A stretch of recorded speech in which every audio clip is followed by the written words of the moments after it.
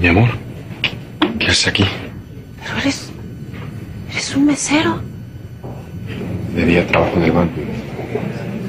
De noche soy mesero. ¿Por qué? Por ti. Porque eres lo más importante para mí. No quiero que te falte nada. Quiero que te compres la ropa que te gusta, que te vayas a desayunar con tus amigas, con tu novia. Porque eres lo más valioso que tengo en el mundo y quiero verte feliz. Mi cielo. Mi amor, me tengo que poner a trabajar. Vete tranquila, nos vemos al rato, ¿sí? Sí, tu corbata. Te vas con cuidado.